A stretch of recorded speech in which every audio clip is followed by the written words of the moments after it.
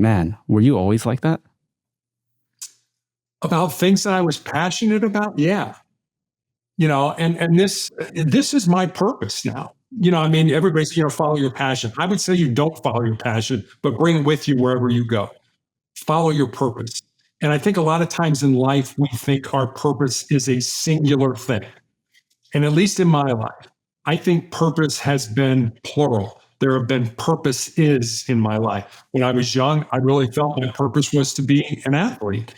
And despite all the jobs that I've had, I really felt my purpose was to be in law enforcement. And now, as I said, as I'm probably coming towards the end of my life, I think my purpose has shifted again to, again, put as much goodness, positivity, motivation, love into the world. And we always would love it if our purpose could align with our job or our occupation. And that would be great if it could.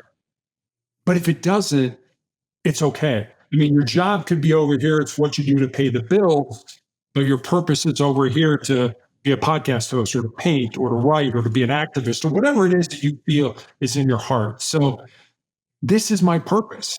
So I want to be good at it. And it gives me energy. Even when I have cancer treatments, when I do podcasts, my wife and I, we not constantly, but occasionally go at it. She'll be like, you need to rest. You need to get your blood counts up and stuff like that. And my response is always something sarcastic, like, I get plenty of rest when I'm dead. This gives me energy. Now, this allows me, no matter how bad I'm feeling, to try to make a difference in another person's life. And that gives me that energy. Because this podcast is called Create Your Next Breakthrough. Our audiences, they're tuning in for a variety of reasons. Some are related, some are tuning in for health. Some are related, some are tuning in because of relationships. Some are tuning in because of money or something financial. And so you talk about cancer, and like I'm big on health because in the past I had my own health stuff that I was dealing with, where I was in a lot of physical pain. And that for me, that was like one of the biggest breakdown moments of my life. But from that, I was able to break through and create something better in my life where I could serve more people. And so my question is, what was that like? I don't really like to go back in the past, but I want to be able to get an idea of what that moment was like, that kind of like that breakdown moment. Because I would imagine to receive that type of news, that is a breakdown moment to some degree, isn't it, Terry? Oh, absolutely. I mean, I'd watched my father die of end-stage breast cancer and had made a commitment, to, I'm going to exercise, I'm going to eat right, I'm not going to abuse alcohol. I've done everything that we know to keep myself healthy.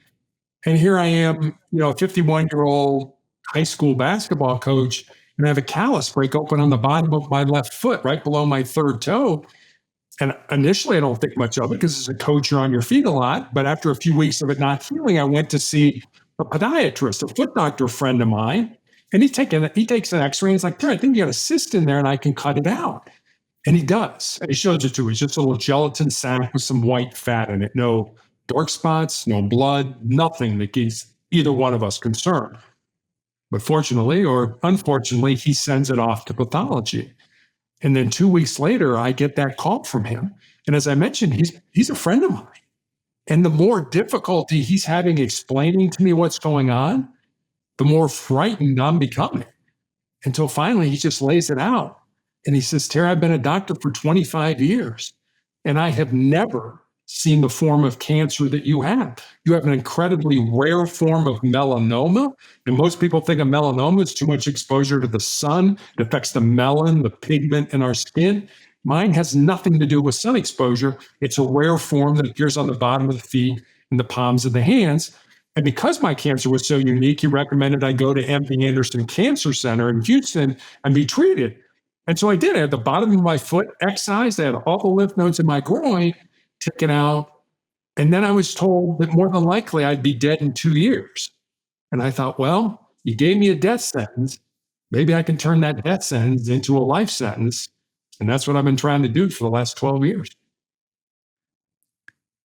So it's been 12 years. That's huge. Almost 13 years now. Yeah. And you've been doing it for the past 12 years. But like going back to the beginning, it's almost like that point in between where you received that news and all that stuff was happening to the point where you were able to finally get through it and break through to that point. Like, what was that? Can you share Yeah, that? I absolutely know I went through all the stages that we would associate with grief. First it was denial. I can't possibly have cancer. I've done everything right in my life. And then it was anger. I can't possibly have cancer. I've done everything right in my life.